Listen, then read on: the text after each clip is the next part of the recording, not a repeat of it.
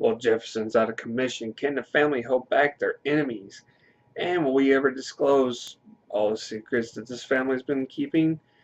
Maybe possibly the enemies? Who knows? We'll find out here on Nephilim Entertainment.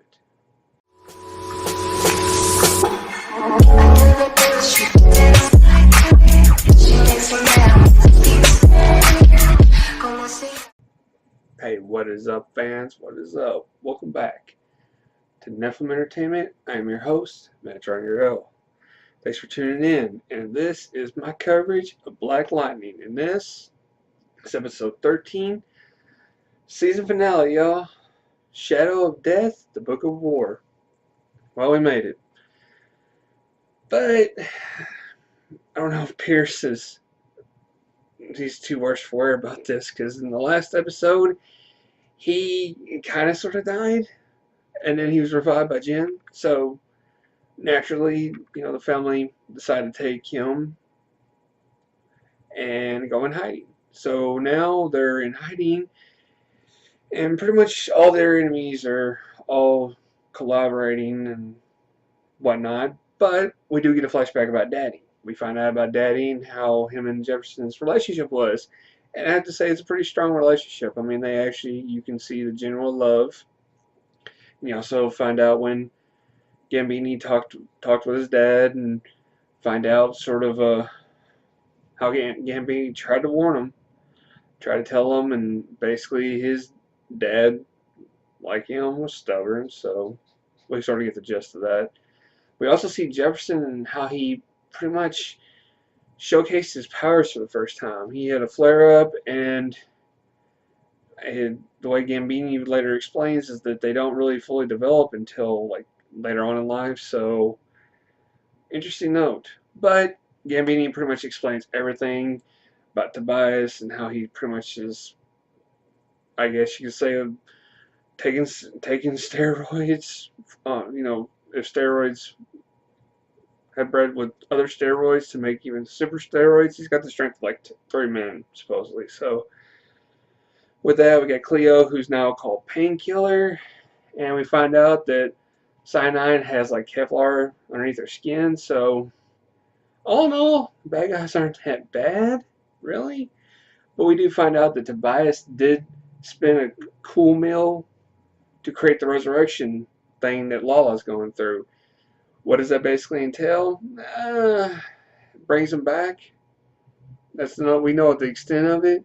And every person that Lala kills becomes a permanent tattoo on his body and will haunt him for all eternity. So, to me, it sounds like Lala's cursed.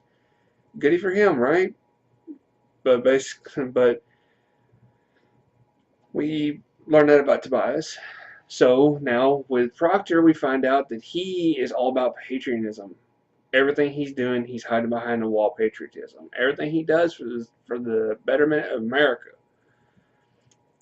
Yeah, he sounds like the typical bureaucratic bull, but what can you do? I mean, this guy obviously is using patriotism to satisfy his own agenda, so why not just go with it? But one thing that I do think is very engaging about the story is we actually learn where Jefferson actually got his mantra from. Apparently, it was something that his dad instilled in him when he was younger. And, I have to applaud him. Instead of becoming bitter about it, he actually takes his teachings from his dad and applies it later in life. And not only does he apply it, he teaches it to others. So, bravo to Jefferson Pierce for not being bitter towards life, especially after his father got killed. And witnessing his father got killed. I mean, for worse for wear, Jefferson actually turned out to be a really good guy. So, I applaud him. And I think a lot of that has to do with Gambini, too, which is why now I'm less on the fence about Gambini and really rooting that they fully patch things up. But with all in all, things start coming to a head. We find out that Tobias wants to take out the NSA, or the ASA, which includes Proctor. So Tobias sends a nice little present to Proctor while using the code phrase, the devil deals the cards. He pretty much commands Lala to go there and act as sort of a suicide bomber. and emphasis on suicide. He pretty much has him ingest the bomb material and it goes off, but Tobias spots, or Proctor spots it in time to avoid death. But I don't think this is the last time we're going to see Lala. I have a sneaking suspicion that eventually he will pop up at some point, somewhere, and we'll have to endure Lala being another enforcer for Tobias for some odd reason.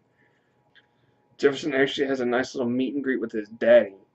He actually goes into the afterlife, I guess you could say, in the afterlife, and they actually have a nice little chat. And it's not really a dream. I don't know if it's a dream sequence, but he pretty much tells him he's proud of him and he needs to do what he needs to do in order to enforce peace and hold up the standard that he taught him. So props to Daddy for basically, telling Jefferson, get your butt back in there and be a hero. Okay, go star for Daddy. But ASA, they're pretty much after the Pierces. They are coming at them with the full SWAT team, raiding the cabin out in the middle of the woods. But there's the downside. After Jefferson comes back, he has no powers.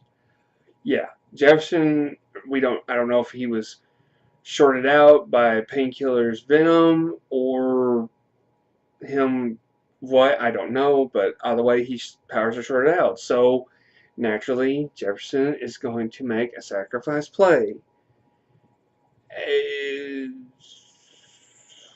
He got that idea from Gambini because Gambini was going to do it. Now Jefferson's going to do it. Back and forth, these two. Apparently somebody's going to make a sacrifice play. But wait a minute. Jen finally has an eruption of her powers, and she actually goes and basically gives her daddy the most shocking hug I'm pretty sure he's ever received in his life. When she hugs him, her powers have erupted, and she's pretty much shocking the hell out of him. But it's all good because apparently her powers help recharge Jefferson. So now he's back to full Black Lightning power.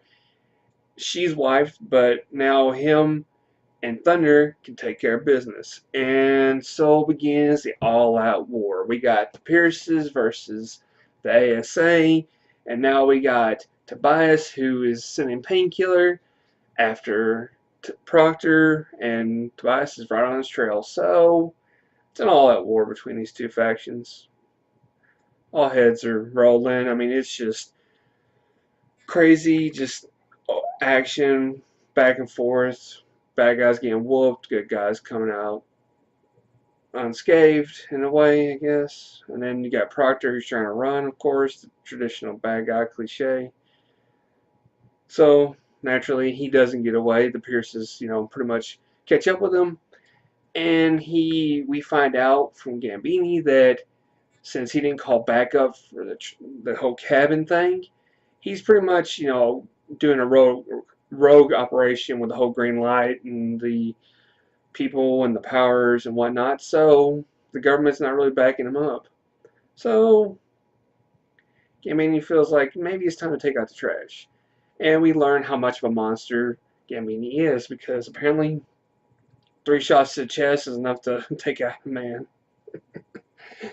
Yeah, Gambini took care of business, I have to say. But all in all, I have to say, at the end of the episode, we find out that it's definitely a family affair. So the Jeffersons, in somewhat on a good note. I mean, you got Jen, who's, I think, coming more acquainted with her powers.